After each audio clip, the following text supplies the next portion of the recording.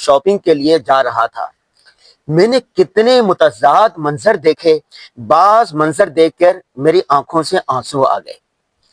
پہلا منظر، گاڑی ڈرائیو کرتے ہوئے آگے جا رہا تھا، ایک سائن بورڈ پہ لکھا ہوا تھا ہلکی پھلکی بھوک میں۔ بیگم نے اس طرف اشارہ کر کے مجھے متوجہ کیا کہ دیکھیں سائن بورڈ پہ کیا لکھا ہوا ہے۔ بسکٹ کا اشتہار تھا، تو ان کا اشارہ تھا کہ مجھے یہ بسکٹ لے کے دے، حالانکہ ہم گھر سے بھاری بھرکم بہترین کھانا کھا کے چلے تھے۔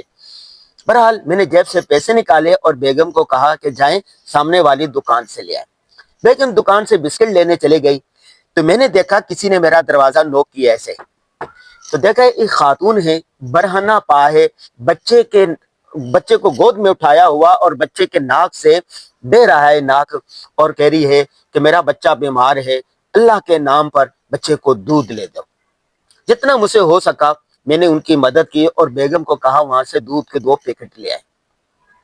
دوسری طرف میں نے نظر دوڑائی تو ایک بوڑھا آدمی اور ایک ٹھیلا گھسیٹتے ہوئے جا رہا ہے، ٹھیلے پر کنو اور سیب رکھے ہوئے ہیں۔ میں نے کہا یا باری تعالیٰ، یہ عمر اس کی آرام کرنے کی تھی اور 75 سالہ 80 سالہ بوڑھا، پھٹے ہوئے کپڑے، اور یہ روزی کمانے کے لیے جا رہا ہے۔ اگر اس کی اولاد ہوتی تو یہ ان کو کما کے کھلاتی۔ اولاد کس کے لیے ہوتی ہے؟ بڑھاپے میں آرام کے لیے۔ ایک اور منظر میں نے دیکھا، سامنے سے 4-5 نوجوان گزرے، ان کے ہاتھ میں اوزار تھے، مختلف قسم کے اوزار تھے، کسی کے ہاتھ میں بجلی کا سامان کے اوزار تھے، پیشکش اور ایک کے ہاتھ میں پھاولا تھا۔ ایک پٹھان نوجوان کو دیکھا، اس نے وہ جو ہوتا ہے تگاری اور اس طرح کی چیزیں اٹھا رکھی تھی، مزدوری کرنے کے لیے، یہ جو مزدور ہوتا ہے گھر بناتے اس میں کام آتا ہے۔ میرے دل سے دعا نکلی، میں نے کہا یا باری تعالیٰ آج ان کو اچھی روزی مل گئے، چونکہ میں نے کئی لوگوں کو اگلے چوراہے پر دیکھا کہ وہ روزگار کی تلاش میں بیٹھے ہوئے ہیں۔ جب میں نے گاڑی کھڑی کر کے پوچھا کہ بتائیں روزانہ مزدوری ملتی ہے؟ اس نے کہا صاحب کبھی مزدوری ملتی ہے، کبھی اسی طرح بھوکے چلے جاتے ہیں۔ میں نے دعا کی یا باری تعالیٰ یہ جوان جن کے ہاتھ میں یہ کسی ہے، تگاریاں ہیں، بیلچے ہیں، ان کے ہاتھ میں کتاب ہونی چاہیے تھی، یہ کالج میں پڑھتے، یونیورسٹی میں پڑھتے، مجبوری نے ان کے ہاتھ میں یہ چیز سما دی ہے۔ ایک میں نے دیکھا سامنے سے بائک جا رہا ہے، اس بائک پر پوری فیملی بیٹھی ہوئی ہے، 2 بچے بائک پر سامنے ٹینکی پر بیٹھے ہوئے ہیں، پیچھے اس کی بیوی ہے اور اس نے ہاتھ میں اتنا سارا بیگ اٹھا رکھا ہے اور 2 بچے اس کے پیچھے بیٹھے ہوئے ہیں۔ گویا ایک بائک پر 6 لوگ بیٹھے ہوئے ہیں اور پوری فیملی بیٹھی ہے۔ میرے دل سے دعا نکلے، میں نے کہا یا باری تعالیٰ ان کو گاڑی دے دے۔ آگے جاتا ہوں تو کیا دیکھتا ہوں کہ مختلف لوگ ہیں، جھگڑا کر رہے ہیں، لڑائی ہو رہی ہے۔ کس بات پر؟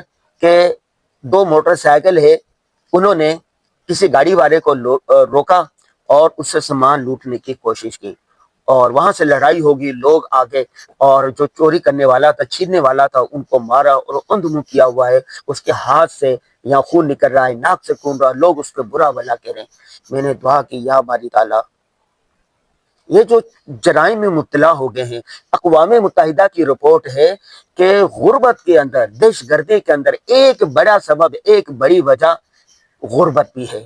پاکستان ان ممالک میں شامل ہے جہاں پر خط غربت سے نیچے زندگی گزارنے والوں کی تعداد 60%، 70% ہے۔ نوجوان پڑھے لکھے، روزگار نہیں مل رہا، بے روزگار گھوم رہے ہیں لوگ، کیا کریں؟ مجبوری میں آ کے وہ جرائم میں مبتلا ہو جاتے ہیں۔ آج جو میں نے منظر دیکھے اور پھر میں واپسی پر بیگم سے کہہ رہا تھا، بیگم ہمیں اللہ کا کتنا شکر ادا کرنا چاہیے، اللہ نے مال دیا ہے، دولت دی ہے، گاڑی آرام دے دی ہے، گھر دیا ہے، پاکستان دیا ہے، ایمان کی دولت دی ہے۔ وہ کہتے ہیں نا کہ دوسروں کا غم دیکھا تو اپنا غم بھول گئے۔ دنیا میں کتنا غم ہے، میرا غم کتنا کم ہے۔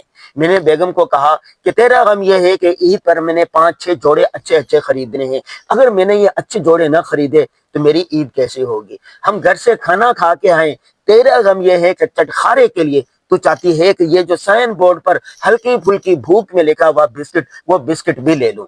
دوسری طرف آدھی سے زیادہ آبادی، 25 کروڑ آبادی میں سے 22 کروڑ آبادی جو ہے وہ متوسط طبقے میں سے ہے، اور اس سے آدھے یعنی 1% جو ہے وہ خط غربت سے نیچے زندگی گزار رہے ہیں۔ ان کے لیے صاف پانی پینے کو نہیں ہے، 2 وقت کی روٹی نہیں ہے۔ 4-5 کروڑ لوگ ایسے ہیں ان کے پاس چھت نہیں ہے، اور لاکھوں کی تعداد بلکہ کروڑوں کی تعداد میں ایسے ہیں ان کے پاس سواری نہیں ہے۔ کتنے لوگ ہیں ان کو علاج معالجے کے لیے ان کے پاس پیسے نہیں ہیں۔ کتنے غم ہیں، ہسپتالوں میں جا کے دیکھیں، ہسپتال بھرے پڑے، علاج معالجے کے لیے پیسے نہیں ہیں۔ آپ یہاں پر چوراہوں پر راستے میں دیکھتا ہوا میں چلے گیا، لوگ بھیک مانگ رہے ہیں، بوڑھے لوگ رزق حلال کی تلاش میں، گبرو نوجوان پڑھنے کی عمر ہے اور یہ ہے، اور کتنا وہ ہے، اور ہم اللہ تعالیٰ نے ساری نعمتیں دی ہوئی ہے تو کیا ہے۔ تو بیگم صاحب نے اس بات پر ایگری کیا کہ میں صرف ایک جوڑا لوں گی اور باقی جوڑے ان بہنوں کے لیے وقف کر دوں گی جن کے پاس ایک جوڑا بھی نہیں ہے۔ رمضان المبارک میں ہم 2 ڈشیں بنائیں گے، باقی 3 ڈشوں کی جو قیمت ہے ہم ان کے لیے وقف کر دیں گے جن کے پاس روزہ کھولنے کے لیے ایک ڈش بھی نہیں ہے۔ پیغام اس نے یہ ہے اس ویڈیو کا کہ آپ بھی اپنے رشتہ داروں میں، اپنے خاندان میں، اپنے معاشرے میں، اپنے محلے والوں میں دیکھیں جو غریب ہے ان کی مدد کریں، اپنی نعمت کے شکرانے کے طور پر اپنے 4 جوڑوں میں سے ایک جوڑا لے، 3 جوڑے ان کو دے دیں۔ آپ کے جو دسترخوان پر ڈشیں سجنے والی ہیں ان میں سے 2 ڈشیں کم کر دیں، ان کی رقم غریبوں کو دے دیں جو مستحق ہیں، جن کے پاس کچھ نہیں ہے۔